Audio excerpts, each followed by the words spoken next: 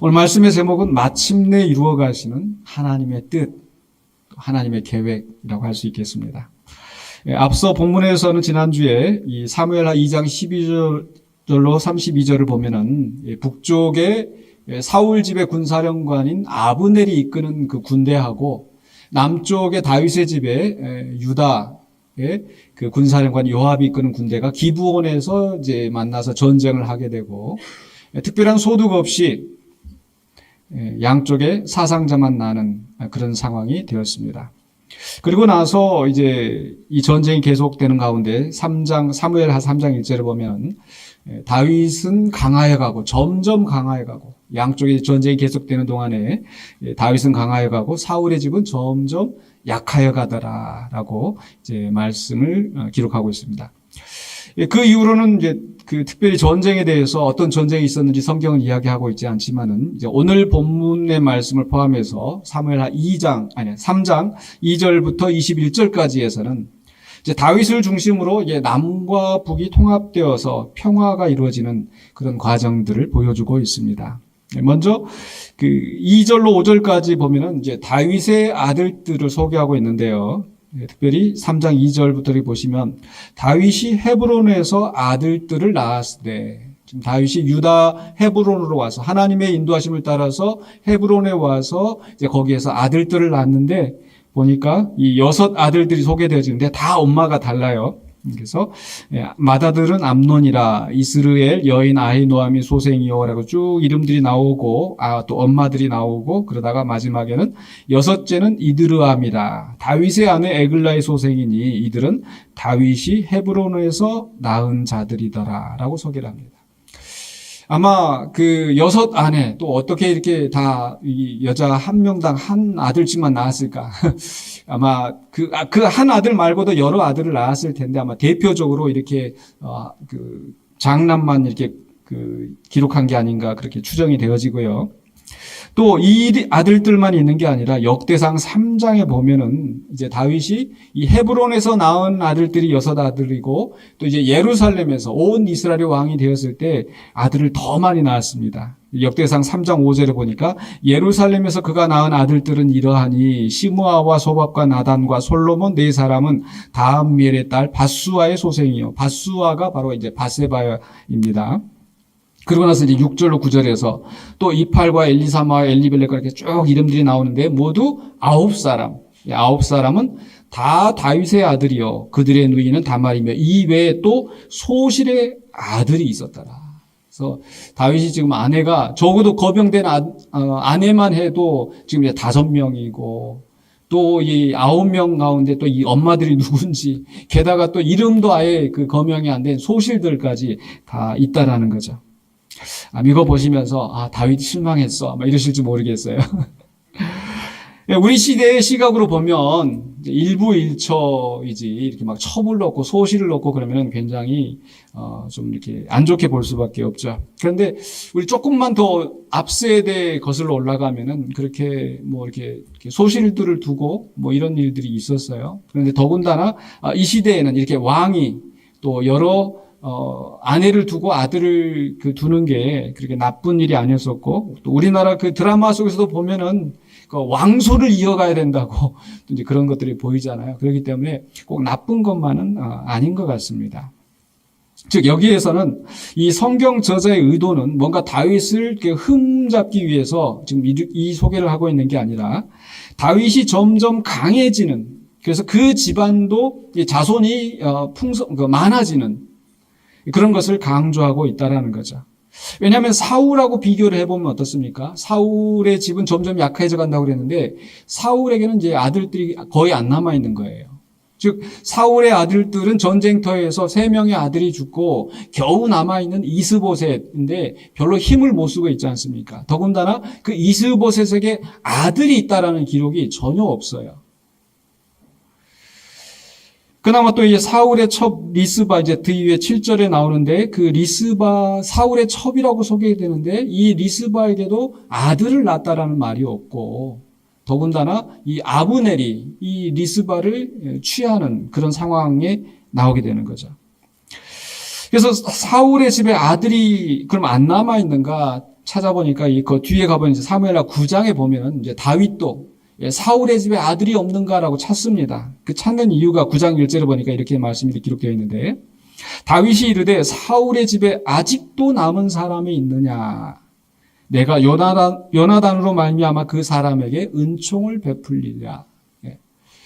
그러니까 지금 사울의 집에 남은 아들을 다 지금 없애버리기 위해서가 아니라 오히려 은총을 베풀기 위해서 찾아보는 겁니다. 여러모로 이제 수소문에서 찾아보니까 사울의 집에 종이었던 사람이 있는데 그 사람을 데려다가 물어보니까 그 사람이 하는 말이 요나단의 아들이 하나 남아 있습니다. 그런데 그 아들은 다리를 저는 자입니다. 이렇게 소개합니다. 그래 그럼 그 아들을 데려오라. 라고 데려오는데 바로 그 아들이 무비보셋, 요나단에게 유일하게 남은 하나의 아들이고 그리고 그 아들은 두 발을 다 저는 자였다라고 성경은 말씀하고 있습니다. 그런 아들일지라도 다윗은 이제 그 아들에게 사울의 그 원래 있던 토지를 다 그 무비보셋에게 돌려주고 그리고 항상 이제 너는 내 상에서 왕의 상에서 같이 먹어라라고 해서 이제 다윗의 아들들과 왕자들과 똑같이 그렇게 식사를 하게 한 거예요. 어쨌거나 사울의 집은 겨우 남은 아들 무비보셋, 그것도 두 다리를 저는 그런 아들이었고, 그 시대의 문화적인 시각에서 보면은 사람들에게 무시받고 인정도 못 받는, 오히려 멸시받는 그런 처지였을 것입니다. 그러나 반면에 이 다윗의 아들들은 여러 아들들이 있었고, 또 그 아들들이 다 또 이렇게 건장하게 지금 있었다라는 거죠. 물론 나중에 가면 또 이제 문제들이 생기긴 하지만, 어쨌든 오늘 이 말씀 속에서 다윗의 그 가정의 번성함을 이야기하고 있다는 거죠.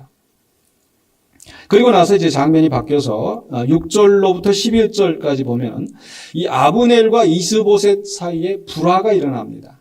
아브넬은 이제 군사령과 북쪽의 실세인 거죠.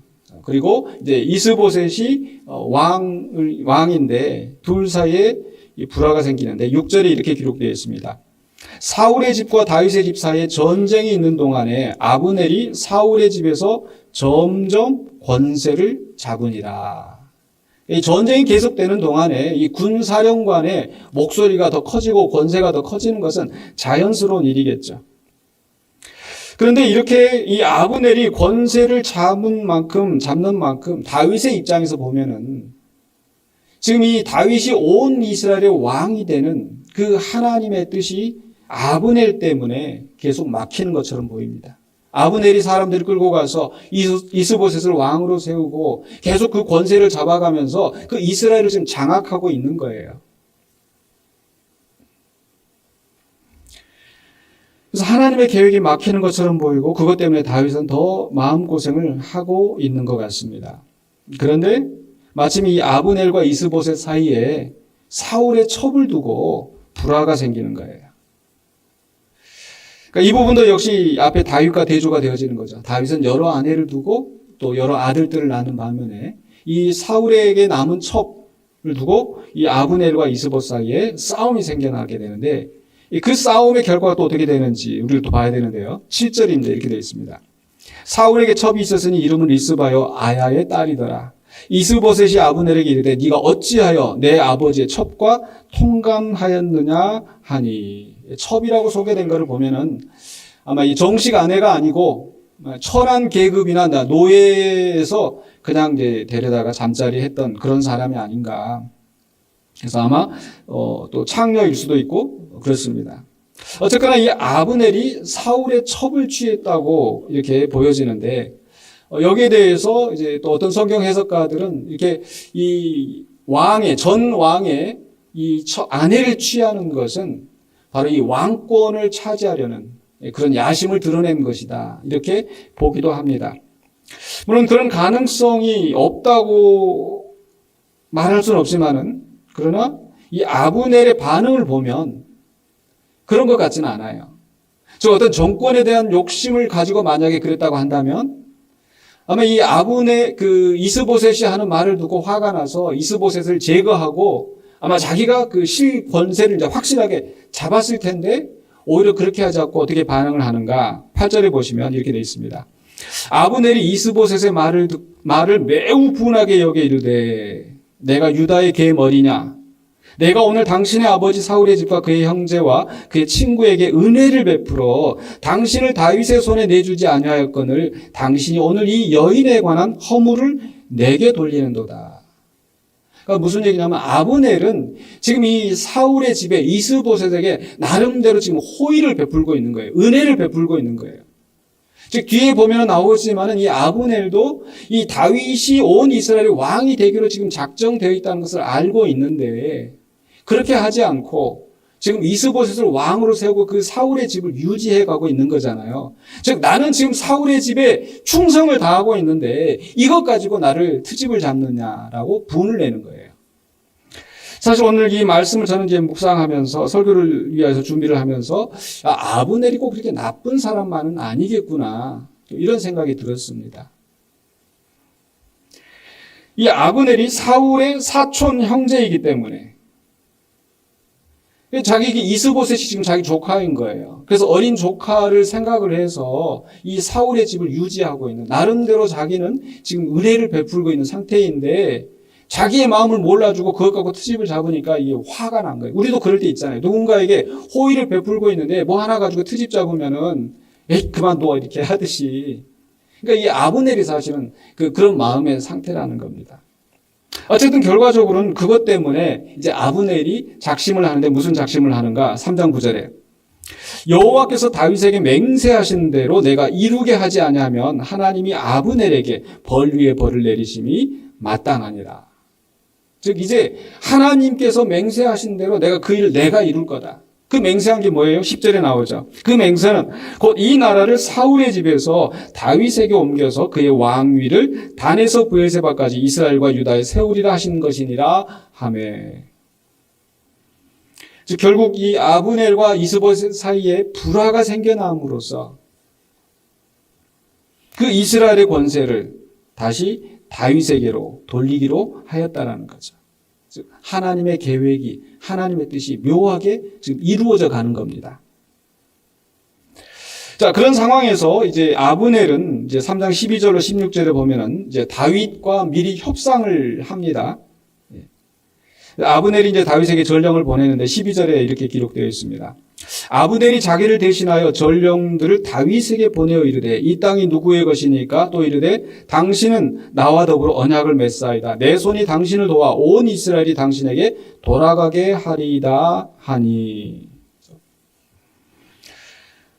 그러니까 지금 아브넬이 이제 마음을 바꿔서 이제 다윗을 왕으로 세우려는 계획을 하고 있는 겁니다. 지금까지는 이 사울 자기 집안 때문에 자기 집안을 유지하기 위해서 그것을 버티고 있었지만 막고 있었지만은 그러나 이제 마음을 바꿔서 이제 다윗과 함께 하려고 하는 거죠. 그래서 언약을 맺는다고 하는 것은 어쩌면 다윗과 지금 이 사울의 집 사이 전쟁이 있는 상태이기 때문에 다윗이 이런 이 화친의 조약을 받아들일지 안 받아들일지 모르겠고 물론 또 달리 생각을 해보면 우리가 나라를 합칠 때니까 나한테 자리 하나 달라고 뭐 이렇게 생각할 수도 있겠지만요. 어쨌거나 다윗의 입장에서 보면 어떻습니까? 드디어 기대하였던 그 일들이 지금 이루어지는 거예요. 평화적으로. 다윗은 전쟁을 싫어했습니다. 자기 동족들과 싸우기를 원치 않았습니다. 그런데 이제 평화적으로 외교적으로 이 일이 이루어지는 그런 순간인 거죠. 그런데 뜻밖의 여기에서 다윗이 어떻게 응답을 하는가? 13절이죠. 13절에 보시면 다윗이 이르되 좋다. 내가 너와 언약을 맺거니와 이 평화의 조약을 지금 이제 맺기는 맺겠지만 근데 한 가지 조건을 내걸죠. 내가 한 가지를 요구한다. 그것은 나를 보러 올 때에 우선 사울의 딸 미가를 데리고 오라. 그리하지 아니하면 내 얼굴을 보지 못하리라 하고. 지금 이 온 나라가 통합이 되는 중요한 순간인데 이 다윗은 자기 전처를 지금 찾겠다고 지금 하고 있는 거고 그 데려오지 않으면 내 얼굴 볼 생각도 하지 말아라. 이 협상이 깨질 수도 있는 거잖아요. 그리고 그러면서 이제 동시에 다윗은 어떻게 합니까? 14절에 보시면 다윗이 사울의 아들 이스보셋에게 사울의 아들 남은 아들 이스보셋에게 전령들을 보내 이르되 내 처 미가를 내게로 돌리라. 그러니까 아브넬한테는 미갈을 데리고 오라. 이스보셋에게는 내 처를 돌려보내라. 그러면서 자기가 왜 그 처를 다시 찾아야 되는지 그 권리를 이야기하죠. 그는 내가 전에 블레셋 사람의 포피 100개로 나와 정혼한 자니라. 예. 요 얘기는 이제 사무엘상 18장 앞에서 나오는데, 사울이 이 다윗이 이제 골리앗을 이기고 이 백성들의 신망을 받을 때에 이 사울은 이 다윗을 이제 자기 사람으로 만들기 위해서 사위로 삼으려고 했습니다. 큰 딸을 아내로 준다고 했는데 이제 다윗이 저는 가난하고 천한 사람인데 어떻게 제가 왕의 사위가 되겠습니까? 라고 이제 사양을 했는데 그때 이제 미갈이 다윗을 엄청 사랑했어요. 짝사랑한 것 같아요. 그래서 사랑해가지고 그게 이제 왕의 귀에 들어가니까 다시 한번 이제 다윗을 이제 회유하는 겁니다. 내가 미갈을 너 줄게. 너 사위 삼을게. 근데 그게 좋은 뜻으로 한 게 아니라 다윗에게 다만 네가 그 블레셋 사람의 포피 100개를 배워하라. 즉 블레셋 사람 100명을 죽이고 그 죽은 증거를 가지고 오라는 거죠. 그렇게 한 이유는 지금 이 다윗의 인기가 지금 백성들에게 지금 한참 치솟고 있으니까 다윗이 그 블레셋과 싸우다가 죽게 만들려고 그걸 요구한 거예요. 그런데 그 어려운 일을 다윗이 해냅니다. 100개가 아니라 200개를 갖다가 준 거예요. 그래서 이제 다윗이 사울의 사위가 되었다라고 기록되어 있는데 그 다음에 이야기는 어떻게 진행되어지냐면 사울이 그래도 이 다윗이 죽지 않으니까 자기가 직접 죽이려고 막 창을 던지고 도망가고 하는 요 상황이 펼쳐지는 거예요. 그러니까 그 상황에서 이제 다윗은 어쩔 수 없이 사울을 피해서 도망가니까 그때 이제 또 미갈이 또 다윗을 도와주는 거예요. 그러니까 아버지 입장에서 네가 다윗을 도와주냐, 네가 내 딸도 아니다, 뭐 이런 상황이 되는 건데 어쨌거나 다윗은 도망 다니고 이방 나라로 망명을 가고 사울의 딸 미갈이 남아 있는데 사울이 어떻게 처리를 하냐면은 사무엘상 25장에 24절의 마지막 절에 보면은 44절에 사울이 미갈을 다른 사람의 아내로 주었다. 뭔가 다른 꿍꿍이로, 다른 또 이용 가치를 위해서 아마 또 미갈을 다른 사람한테 준 것 같아요. 그리고 나서 많은 이제 세월이 지났죠. 그런데 지금에 와서 이제 다윗이 그 미갈을 돌려달라고 찾겠다고 지금 하는 거예요. 자, 그랬더니 어떻게 됐습니까? 이스보셋이 이 다윗의 요구를 듣고 15절 16절에 보니까 이스보셋이 사람을 보내 그의 남편 라이스의 아들 발디엘에게서 그를 빼앗아오매 그의 남편이 그와 함께 오되 울며 바울임까지 따라왔더니 아브넬이 그에게 돌아가라 하며 돌아가니라. 지금 저는 굉장히 무미건조하게 그냥 읽었는데 드라마로 한번 본다고 한번 상상해 보세요. 이 발디엘이라고 하는 이 남편, 이 미갈을 얻어서 참 얼마나 애틋하게 살았는지. 그러니까 느닷없이 어느 날 갑자기 이 다윗이 자기 전처를 찾겠다고 그렇게 하고 왕이 또 이제 요구를 하고, 그러니까 잊지 못해서 울면서 그 아내와 함께 따라가고 있는 이 장면 한번 상상해 보세요. 얼마나 불쌍합니까? 어쩌면은 이 남편은 이 아브넬 실세에게 찾아가서 거기까지 이제 아브넬이 있는 곳까지 찾아가서 혹시라도 이 아브넬에게 타운을 하면 이 이스보셋과 다른 결정을 할까? 그런데 아브넬조차도 돌아가라. 그렇게 해서 이제 이 미갈을 이제 다윗에게로 이제 데리고 가서 이제 그 다음에 이야기가 진행되어지는 거죠. 역시 드라마로 한번 이 장면을 보고 있다면 여러분 지금 누구를 욕하겠어요? 다윗을 욕하겠죠. 세상에 앞에 아내가 6이나 있으면서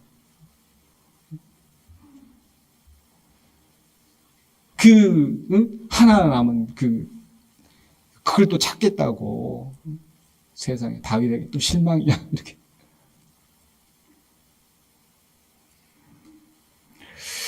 왜 다윗은 지금 이 시점에 참 나라의 이 운명이 지금 결정되어지는 이 중요한 순간에 그렇게 미갈에게 집착하고 있을까? 그 정도로 미갈을 사랑해서 그럴까? 다윗은 이렇게 욕심을 부리고 있는 걸까? 그렇지 않다라는 거예요.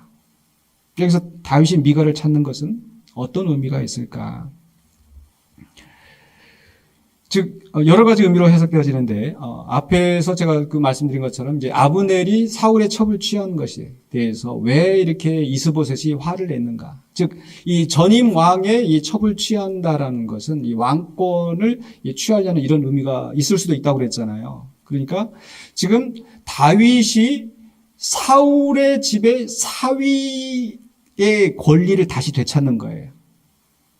그러니까 사울의 사위로서 이 온 이스라엘의 왕이 되는, 즉 사울을 대적하는 입장이 아니라 사울의 사위로서 이스라엘의 왕이 되는 그런 합법성을 띠게 되는 거죠. 또 꼭 그런 뜻이 아니라 하더라도 적어도 이 다윗이 사울 집에 대하여서 이 앙심을 품고 있지 않고 두 집이 이제 사돈 관계가 되면서 우호적인 관계로 되는 거죠. 그러니까 이 미가를 다시 되찾는 것은 굉장히 중요한 의미가 있는 거예요. 게다가 또 여기에 아마 또 복선도 깔려 있다고 보여지는데, 즉 이 사울은, 죄송합니다. 이 미갈은 사울이 약속하여 준, 정원하게 한 자기 아내잖아요. 자기의 권리잖아요.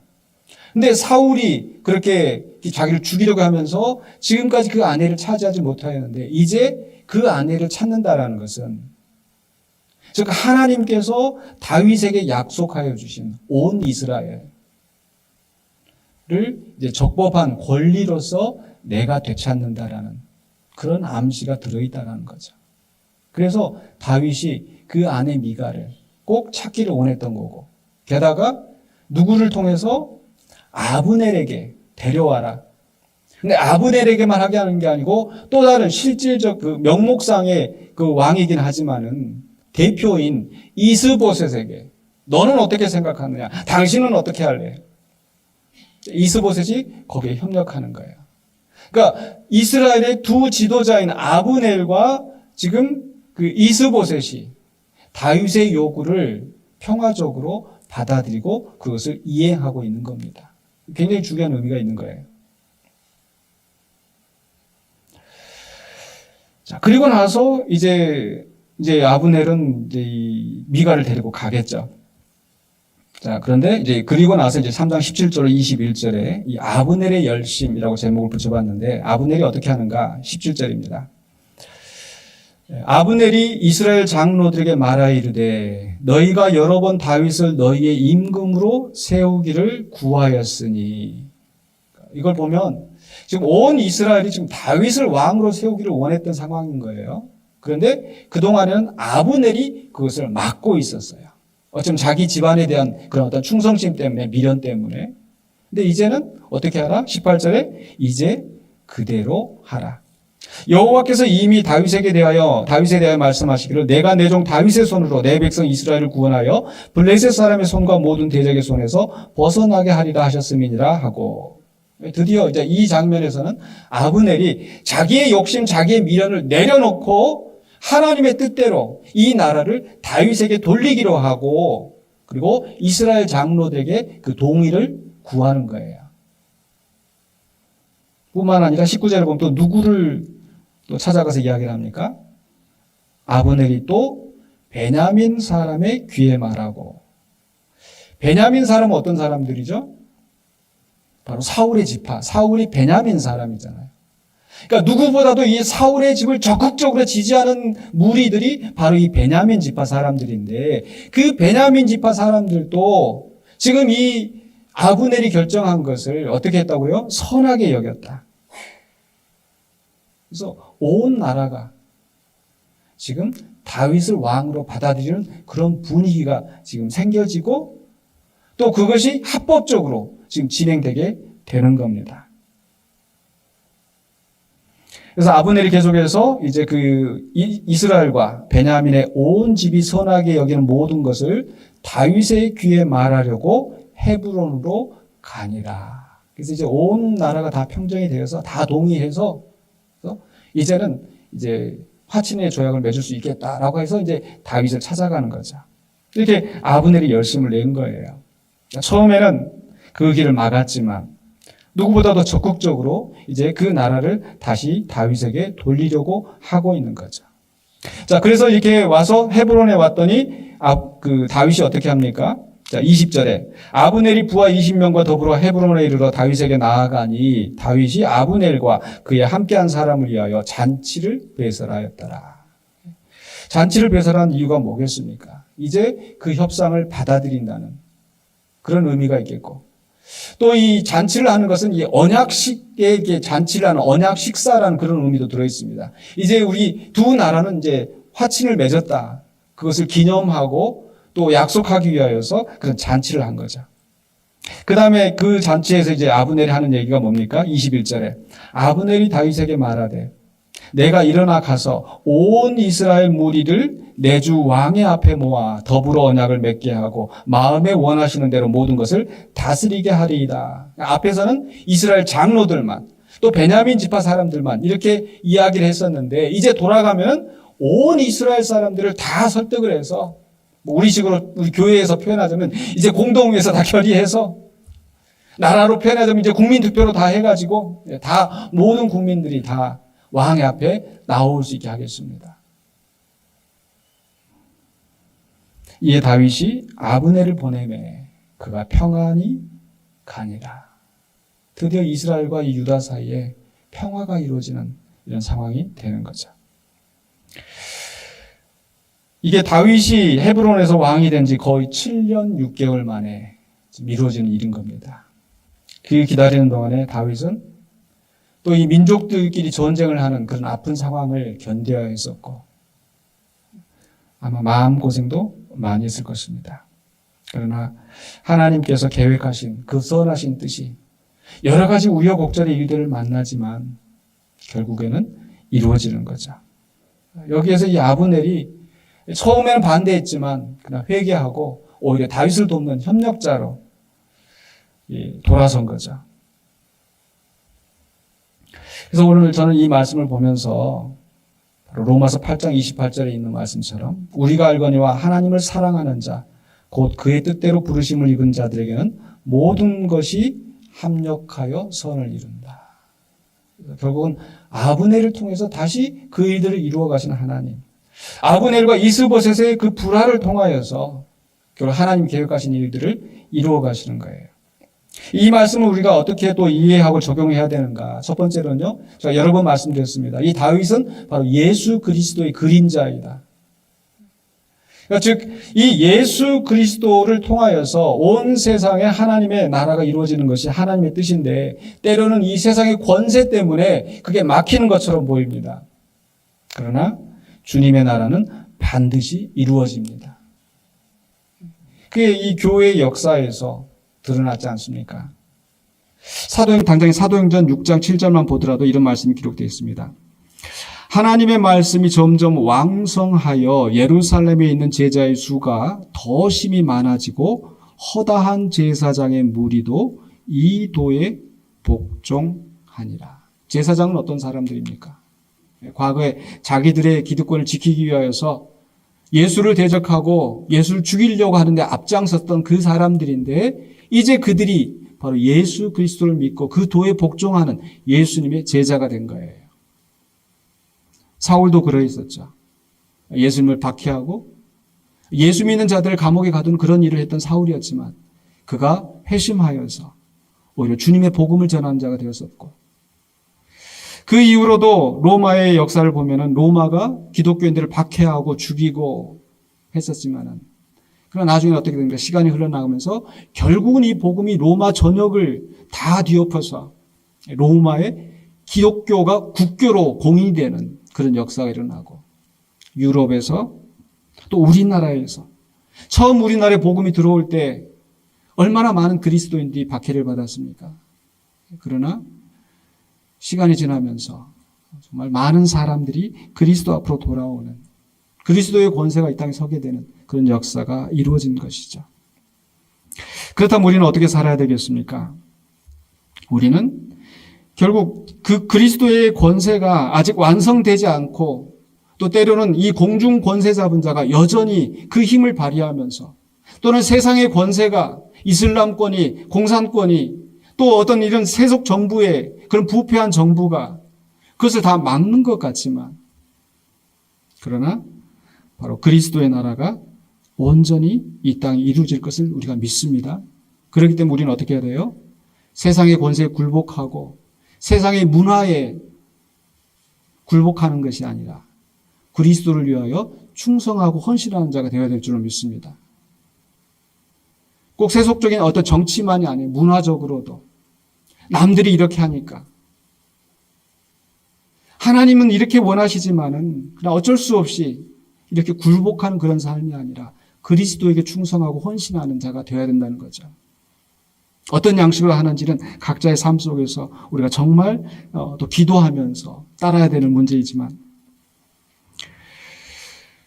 그래서 이 말씀 준비하는 가운데 저는 또 그 영화 장면이 기억이 났습니다. 그 밀정이라는 영화가 있었어요. 그 이정재라는 배우가 나오는데 이 독립군이었던 이 사람이 이제 배신을 하여서 오히려 이 독립군들을 팔아넘기는 사람이 된 거예요. 독립군처럼 위장하고 활동은 계속을 하는데 결국 그 독립군들을 팔아넘기는 밀정이 된 겁니다. 그런데 나중에 해방이 되고 나서 이제 재판에 이제 넘겨지게 되는 거죠. 그 재판에서 막 내가 뭘 잘못했냐고 막 큰 소리 치는 나오는데, 근데 그때 이 머릿속에 남는 대사가 있었어요. 그게 뭐냐면, 당신은 왜 이 조국을 배반했습니까? 왜 이 형제들을 팔았습니까? 라고 했었을 때 그 짤막한 대답이 있었어요. 그게 뭔지 아십니까? 해방될 줄 몰랐으니까. 해방될 줄 몰랐으니까. 일제가 계속될 줄 알았어요. 그래서 일제에 충성했어요. 근데 해방이 된 거예요. 우리의 삶 속에서 이 세상이 계속되는 것처럼 세상 문화의 세속 권세에 취해서 어쩔 수 없이 뭐 이렇게 할 수밖에 없지 않은가. 그리스도의 나라가 이루어질 줄 모르고 그렇게 어리석은 삶을 우리는 살지 않기를 바랍니다. 우리는 그리스도의 나라를 바라보면서 또 어떻게 해야 돼요? 또 우리의 삶에 적용해서 바로 하나님께서 오늘 우리 찬송과 특송에서 이야기한 것처럼 고백하신 것처럼 날 향한 하나님의 선하신 계획이 이루어질 것을 우리는 믿고 그리스도의 온전한 일꾼이 되어서 충성하면서 우리에게 맡겨주신 사명을 감당하는 거예요. 우리 주변에 일어나는 많은 일들, 힘들고 고통스럽고 어려운 일들이라 할지라도 우리 주님께서는 그 일들을 통하여서 하나님께서 계획하신 그 선하신 뜻을 이루어 가실 줄로 믿습니다. 그래서 오늘 우리 찬양 가운데서 제 마음에 와닿는 그런 부분들이 있었는데 처음 첫 찬양이 이거였습니다. 내가 어둠 속에서 헤맬 때에도 우리 주님은 나와 함께 하신다. 믿습니까? 내가 고난을 당하고 시험을 당할 때도 주님 내게 멀리 계시는 것 같지만 여전히 주님은 함께 하시며 우리를 향하신 그 선하신 뜻을 이루어 가신다는 거죠. 또 세 번째 3절이었던가요? 2절이었던가? 내가 아무도 모르게 뭐 할 때에도 선한 일을 할 때도 주님은 함께 계셔. 그 선하신 일들을 우리가 이루어가고 주님이 도와주셔서 그 일들을 이루게 하시는 그 하나님의 역사가 있는 줄로 믿습니다. 그래서 막히는 것 같고 어려운 것 같고 희망이 보이지 않는 것 같지만 우리는 주님의 나라가 이루어지고 하나님의 계획이 이루어진다는 확실한 믿음을 가지시기 바랍니다. 그래서 갈라디아서 6장 9절에 있는 말씀처럼 이것이 오늘 우리의 고백이 되기를 원합니다. 우리 같이 한번 읽고 제 설교 마무리하도록 하겠습니다. 같이 한번 읽겠습니다. 우리가 선을 행하되 낙심하지 말지니 포기하지 아니하면 때가 이름에 거두리라. 아멘. 기도하겠습니다. 사랑해 주신 은혜를 감사합니다. 우리를 부르시고 우리를 구원하신 하나님의 은혜 또한 우리를 통하여서 하나님의 놀라운 일들을 이루어 가실 줄로 믿습니다. 그러나 때로는 우리 눈앞에 펼쳐지는 많은 일들이 많은 장애에 부딪히고 또 우리의 연약함 때문에 우리가 넘어지고 주님을 근심하게 할 때가 많이 있지만은 그러나 여전히 주님은 그 속에서도 함께 하시며 그 계획하신 선하신 일들을 이루어 가실 줄로 믿습니다. 그래서 주님의 나라를 바라보면서 우리도 충성되이 우리의 사명을 감당하는 그리스도 예수의 온전한 일꾼이 되게 하여 주시옵소서. 예수 그리스도 이름으로 기도하옵나이다. 아멘.